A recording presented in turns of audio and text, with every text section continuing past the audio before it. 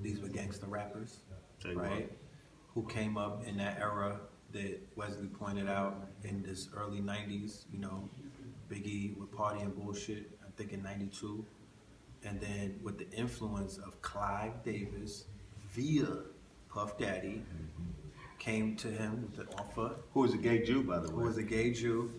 When I worked at J Records, you know what I mean? He came out and, everybody in the office knew that. But he made him an offer that he couldn't refuse. Yeah. And that was to steer his image in a certain direction and, just be this Mafia Don type thing. The fallout that he had with Pac was like, nigga, that's not you. I know you slept on my couch. You was mad hungry, and you was a more of a hardcore rapper. Now you singing for the ladies. So there was this authenticity issue that Pac was having with Big. And then Big had an authenticity issue with Pac. It was like, you're not who the fuck you say you are. You know what I mean? Bishop. You are that character, and that's not you. You're a thespian.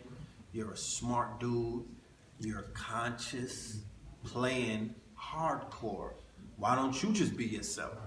So while their lyrics may have been of a certain type of frequency, once again, going back to the Juice WRLD thing, unfortunately, when we lose an artist too young, we don't get to see the maturity of the artist. We don't get to see the growth. We don't get to see the development. Biggie was on his second album. You know what I mean? Pac, he fed us a good balance of left and right. You know what I mean? But even him with the Machiavelli album and things that he was producing afterwards, he was venturing way toward, because he had the East Coast. He built up a One Nation with buckshot and all of that. That wasn't gonna be about shooting each other. Mm-hmm. That was gonna be about bringing the B's and the C's together. That was gonna be about that fist. He was picking up where Hoover left off. Mm-hmm. So they got clipped too early to even begin to completely assess, what it is that they had to bring to the game. Now, their impact overall, or the negativity of the lyrics, it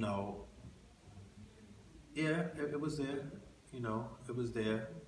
But there was positivity that was mixed in with that as well. And for the people who are watching, there's a story, there's a moral of a story. They were martyred, right? And you could point that out to say, well, all of that, the lyrics didn't live up to the outcome. Yeah, man, I'm a Pac. While I do not claim that Pac is the greatest lyricist of all time, he's my favorite. And when I say that, I have to acknowledge a guilty pleasure of mine, and it's guilty, and it should be. And that's Hit 'Em Up. Mm-hmm. Hit 'Em Up is a guilty pleasure because though sonically I love it, culturally that was a horrendous song. Oh man, it was a shifter.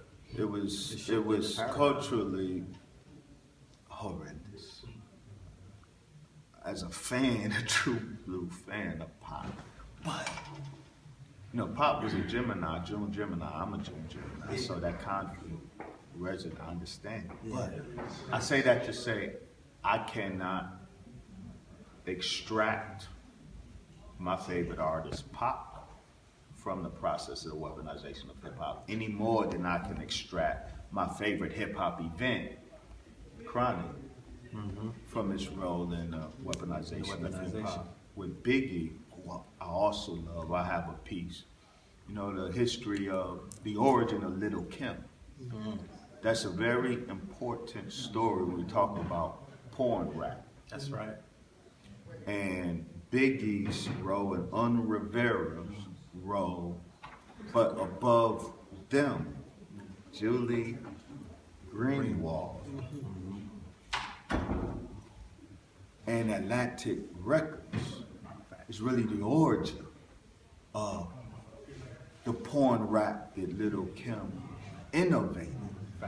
And so, but Biggie's role in that, Un Rivera's, So, no, man. And so because of that, we got a lot of wannabe Little Kims. Now they're Nicki Minaj's, Cardi B's, Megan Thee Stallions, but They come from it goes that back to that. seed. So, the reason I close on this point, people, and Rep Hill made the great point, people want me, I'm sure he gets it too, to stop saying weaponization of hip hop, say weaponization of rap. No, I'm not.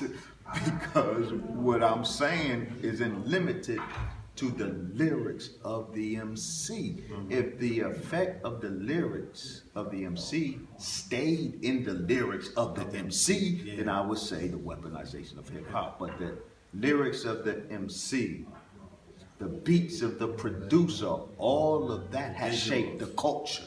So it's the culture that's being weaponized, and you weaponize the culture of hip hop in order to do damage to black culture. So Big and Pac, as much as I love them, they played their role. Unbeknownst to them, they played their role in that. Biggie is a gangster rapper. Folks want to restrict gangster rap to LA. As if Wu-Tang, and I'm saying this as if Raekwon the chef is a chef because he's cooking spaghetti.